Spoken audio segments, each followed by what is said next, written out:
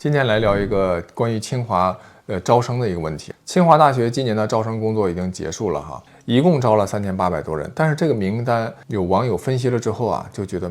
非常的令人扎心呢。就这3800多人，居然只有1800多人是真正通过高考卷这个分数卷上来的。就他们是实打实的凭高考成绩，其他的2000多人是通过30多种各种名目的，好一点的是竞赛的分数，有什么强基项目，有什么文体特招，就是各种各样琳琅满目、巧立名目的各种方式来进入了清华大学这个门槛。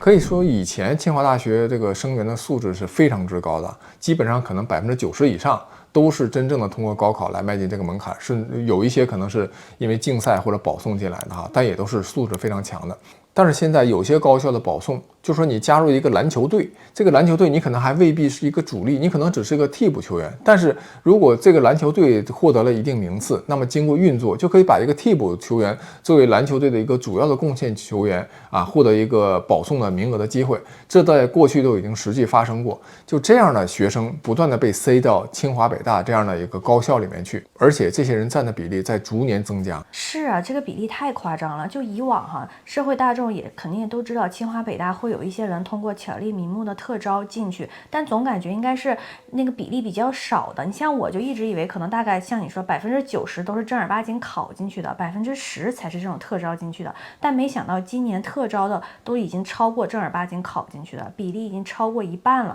而且这里面有一个非常容易被忽视的一个不公平现象，什么呢？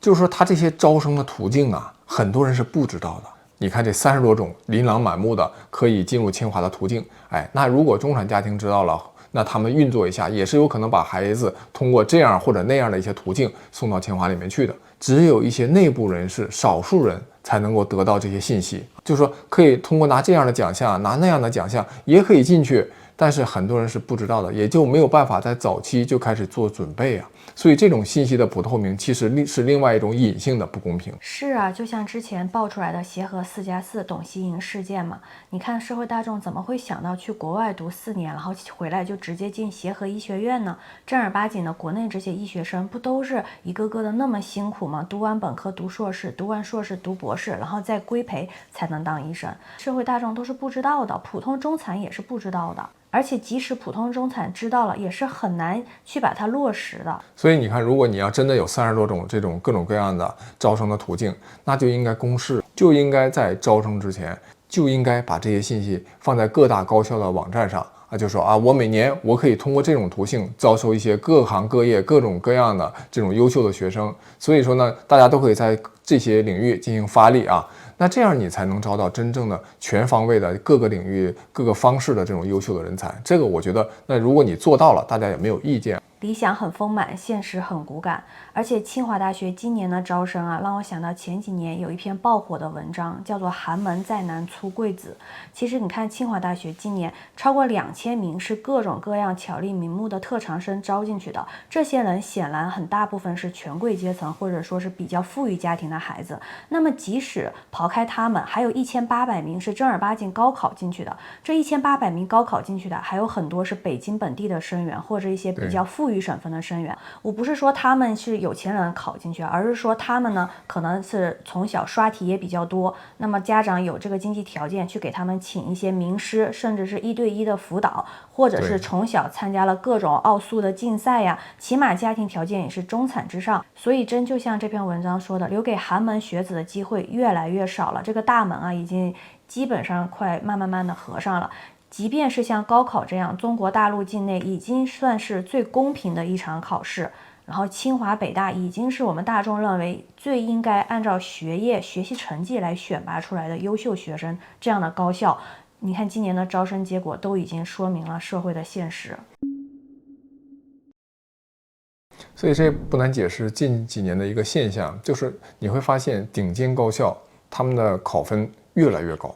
为什么呢？其实就像你看，放在可能20年前，清华可能招的人数更少，大概可能只有2500到3000人。现在好像是扩招了，现在有3800多人了，但是以前这2500到3000人都是实打实通过高考成绩来进行竞争的，所以说那个时候高考的分数也就是相对来说比较客观一些。现在好像人数增加了，但是实际上只有1800多人是通过高考的门槛来进入这个门槛的，那也就意味着1800人去卷这个分数，这实际上意味着高考录取的人数实际上是在减少，所以说这个高考的分数反而更高了。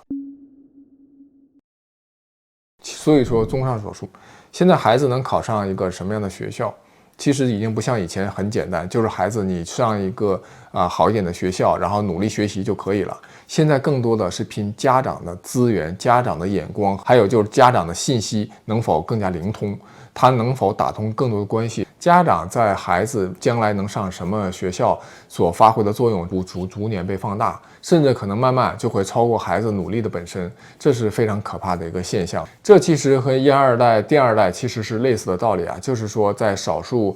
有资源的人，他们掌握了一定的资源之后，他们会把这个资源继承或者传给下一代。只不过这种教育资源在少数人的垄断不像第2代和1、2代那么明显和直接，但是这毫无疑问又没有规划能力的那些家庭，给他们未来的孩子的成长之路拉开了一个更加宏大的一个鸿沟。而且这种趋势它在未来不仅不会停止，可能会愈演愈烈。美国顶尖藤校的录取也是类似，他们并不只看你的高考成绩，他们要看这个学生全方位的综合能力，你可以在这方面那方面都可以进行阐述来给自己来加分。然后也还有父母通过对高校的一些捐款来获得优先的录取的资格，这些不公平的现象其实在美国更是比比皆是。你说它不合理吧，它有它的合理性，比如说谁的父辈祖辈捐钱多，谁的子女他就有优先录取资格，因为这些捐款确实会为高校带来实际而直接的利益。这种捐款获得录取资格的这种现象已经得到了美国社会全方位的认可和接受。非常典型的就是美剧《Gossip Girl》里面那些权贵的孩子们在顶级的私校里面读书，最后他们也都去了顶级的藤校，但其实你看他们的所谓的学业成绩也都是乱七八糟，对。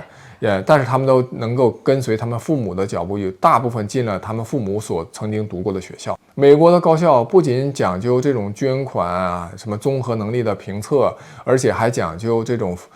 代际之间的传承，就是说你的父母或者兄弟姐妹在这所学校读书有过读书的经历，你可以写在你的简历里面，然后在录取的时候也会获得一定程度上的优先录取权。这点从他们的小学、中学的私校文化中就能看出来，非常讲究这种什么 old boy、old girls。就你们家，如果说你的祖父辈，或者说你有兄弟姐妹、亲兄弟姐妹在同一所学校就读，那么现在申请的这个孩子的他的位置，基本上就是100%会被保证的。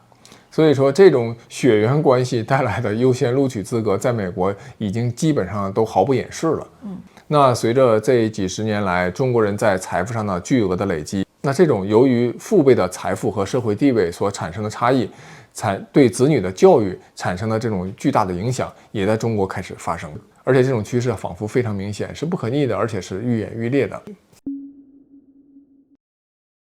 那面对这种不可逆的趋势，普通家长能做的是什么呢？那只有一条道，就是尽可能去搜集各大高校在各种琳琅满目的其他的各种通道的招生渠道，还有哪些你所不知道的方式能够让他进入这些顶尖的高校，尽量多的去搜集这种信息，然后提前做规划，提前尽量早的给孩子做除了高考之外的各种准备。家长们，现在你们必须得卷起来，你们不仅仅是要让他们卷高考成绩，你这给我们观众朋友增加了太大的压力啊！